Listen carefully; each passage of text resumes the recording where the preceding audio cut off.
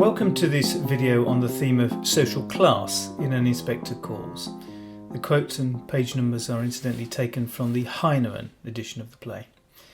I want to look at two aspects of class in this play. The first is the desire to move up in the class system and the obstacles to making such a move. The second is the desire by those at the top to maintain their status, along with the beliefs that underpin a feeling of social superiority. One indication that social class is an important factor in this story comes when Burling is talking with his daughter's new fiancé, Gerald Croft. Lady Croft, while she doesn't object to my girl, feels you might have done better for yourself socially. Burling believes that his family are thought of as inferior to the Crofts. My girl refers to the daughter, Sheila, and might have done better means Gerald's mother, Lady Croft, thinks Gerald should be getting engaged to someone of a higher class than the daughter of a mere factory owner. This tells us that while Mr. Burling may aspire to move up in society, those above him think he's unsuitable purely because of his family background. Burling's desire to move from his own social class, that of bourgeois factory owner, to the upper class is reflected in the next quote. I gather there's a very good chance of a knighthood, so long as we behave ourselves, don't get into the police court or start a scandal, eh? Burling has been Lord Mayor of Brumley and is hoping that he will soon improve his social standing by being knighted by the monarch to become Sir Arthur Burling. In this society, everyone's place is defined by their class. But note that he's vulnerable to any scandal that may diminish his standing in society. Any hope he has of moving classes depends upon him being able to build and maintain a reputation for himself. In contrast, Mrs. Burling has a firm sense of her own innate superiority and that of her social class. When she hears of Eva Smith's death, she says, I don't suppose for a moment that we can understand why the girl committed suicide, girls of that class. So note the word we. She assumes that all of the people in the room share her outlook on life. The unspoken assumption is that girls of Eva Smith's class are so different that their reasoning simply cannot be understood. Also note that because of her social class, Mrs. Burling feels not just socially superior, but morally superior to people like Eva. It's a huge assumption that the playwright J.B. Priestley is setting out to examine and undermine. Sheila's reply to her mother at this point is instructive. You mustn't try to build up a kind of wall between us and that girl. This shows that Sheila is aware that Mrs. Burling is trying to build up a wall. In other words, Sheila's suggesting that any real difference between the classes is essentially artificial and is constructed to keep others out.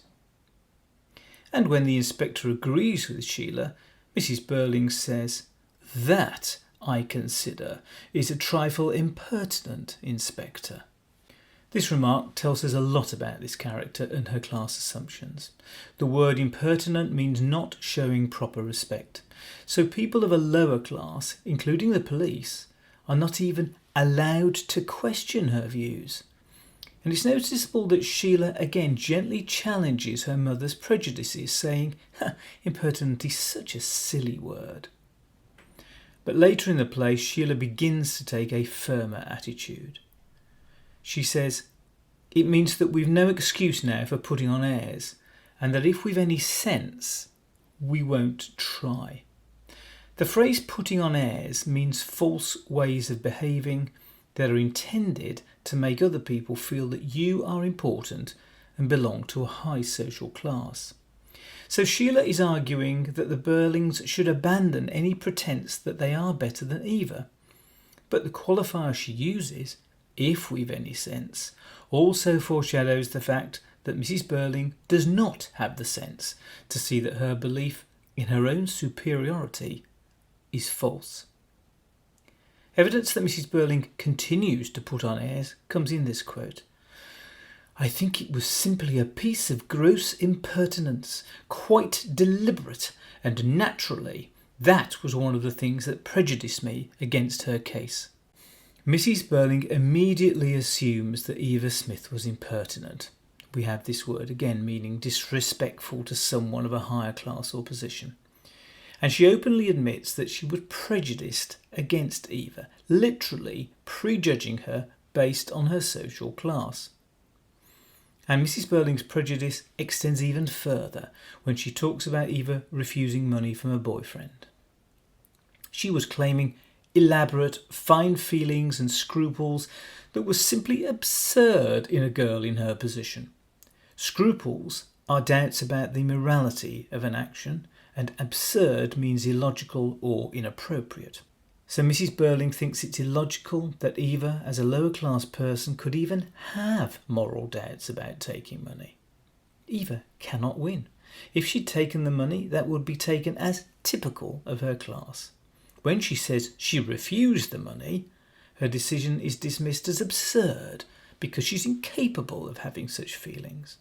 Mrs. Burling goes on, "If, as she said, he didn't belong to her class and was some drunken young idler, then that's all the more reason why he shouldn't escape. All we know at this point is that Eva had said the young man who got her pregnant didn't belong to her class." But you'll notice that Mrs. Burling immediately assumes that the man in question was a drunken young idler from an even lower class than Eva. Her prejudice is so deep-rooted that she cannot even conceive of a situation where someone of a higher class did anything wrong.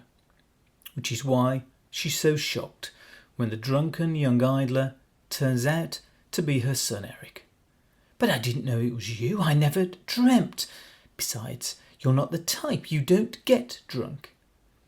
This quote neatly wraps up the problem of making broad class distinctions. Because Eric is her son, he simply cannot be the type that would get a girl pregnant. He cannot be the type who would steal, and he cannot be the type who would get drunk.